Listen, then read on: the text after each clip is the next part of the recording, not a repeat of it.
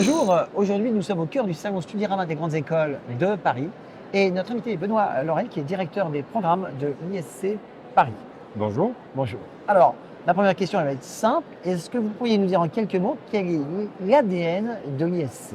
L'ADN de l'ISC. L'ISC fête cette année ses 60 ans. Et ce qui est mis au cœur de la pédagogie de l'ADN de l'ISC, c'est l'action learning, la pédagogie par l'action. On a été une des premières écoles à rendre le stage obligatoire. Maintenant, c'est commun dans l'ensemble des écoles, mais nous perpétuons cet élément d'action learning, cette pédagogie par l'action qui fait que les étudiants sont directement opérationnels dans l'entreprise aujourd'hui. Et puis vous aviez aussi un ADN historique qui était l'engagement associatif, l'engagement étudiant. Oui, alors effectivement, c'est un élément extrêmement important au sein de l'école où on parle, nous, d'entreprise étudiante et pas forcément de vie associative, où nous donnons beaucoup plus de responsabilités à nos étudiants. Ils sont bientôt, bien sûr, suivis pour cet engagement.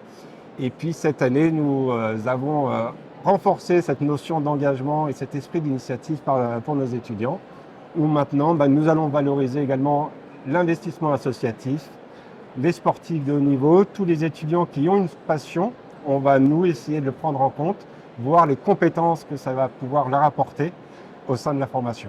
Alors, on dit souvent groupe ISC Paris, mais vous avez un campus à Orléans. Et nous avons un campus à Orléans depuis 4 ans maintenant, dans des locaux de centre-ville, comme sur notre campus parisien.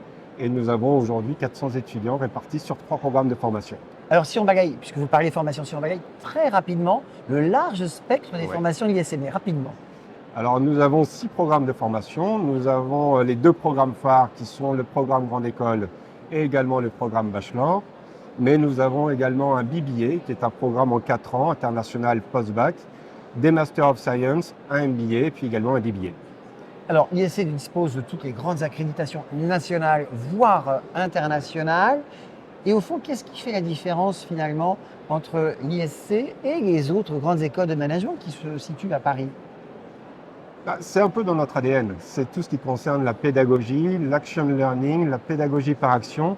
Et c'est vraiment en ça où on va se différencier, puisque nos étudiants vont s'inscrire soit dans les entreprises étudiantes, soit dans la vie associative, mais également durant tous les cursus de formation, durant toutes les années, il y a un contact très proche avec le monde de l'entreprise. Et c'est là où nous allons mettre en œuvre différents systèmes pour valoriser les compétences que vont avoir nos étudiants sur ces expériences. Alors, particularité peut-être aussi à l'ISC, c'est cette possibilité que vous offrez de passer des CAP. Alors effectivement, depuis 3 ans, nous, alors c'est pas uniquement les CAP, mais c'est depuis 3 ans, mais c'est une particularité. Depuis 3 ans, nous proposons à nos étudiants de suivre des certifications complémentaires à la formation, des certifications qui sont demandées aujourd'hui par les entreprises, donc autant que nous les donnions à nos étudiants durant leur formation. Donc des certifications Google Analytics, Google AdWords, Scrum pour le management de projet. Et vraiment demandé par les entreprises.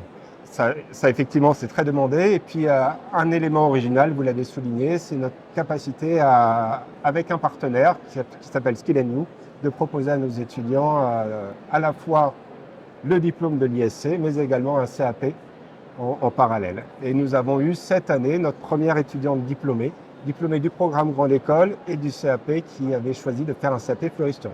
Assez original. Alors, on a balayé les formations, on va peut-être faire un focus sur l'international. Alors, on sait que l'international, ça compte. L'international compte énormément, que ce soit pour l'ISC, mais également dans les autres écoles, avec différents volets de cette internationalisation. Une internationalisation at home, dans nos locaux, avec une mixité du corps estudiantin, une mixité du corps professoral également. La possibilité aussi pour nos étudiants de travailler l'international, mais à distance avec d'autres étudiants, d'autres écoles. Et puis, bien sûr, il y a tout ce qui concerne la mobilité, avec plus de 100 universités partenaires avec lesquelles nous travaillons étroitement, à la fois sur l'échange, mais également sur la recherche ou sur la pédagogie innovante. Enfin, dernier point pédagogique, alternance, apprentissage. Je pense que c'est un des points forts de l'ISC. C'est un des points forts de l'ISC. Aujourd'hui, on a plus de la moitié de nos étudiants qui sont en alternance, à la fois sur le programme Bachelor, le programme Grande École et les Master of Science. Ce sont pas mal d'avantages pour ces étudiants qui choisissent cette voie-là, en termes de compétences, en termes de frais de scolarité également. Mais également, nous proposons à l'ISC la possibilité de partir à l'étranger sur les programmes en alternance, qui est relativement rare. Et nous avons une dizaine d'universités partenaires avec lesquelles nos étudiants vont pouvoir partir en summer school pendant une quinzaine de jours. Je vous propose qu'on fasse une autre émission un peu plus tard, justement sur cette possibilité de l'international et l'alternance, parce que c'est très demandé et peu d'écoles le proposent. Avec plaisir. Cet échange arrive à son terme. Benoît Loreg, si on pouvait résumer en une phrase ce qu'on vient de dire, ce que vous avez envie de dire aux familles, est-ce que vous leur dites d'ailleurs aujourd'hui sur le salon? En une phrase, l'ISC s'est doté il y a 1 an maintenant d'une raison d'être. Et la raison d'être, c'est de transmettre à chacun le goût de l'engagement pour contribuer à bâtir un monde heureux.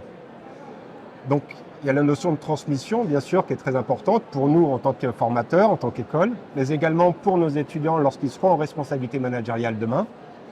La notion d'engagement, bien sûr, engagement dans sa formation, dans son projet professionnel et puis de manière un petit peu plus générale dans la cité dans laquelle ils vont s'inscrire par la suite.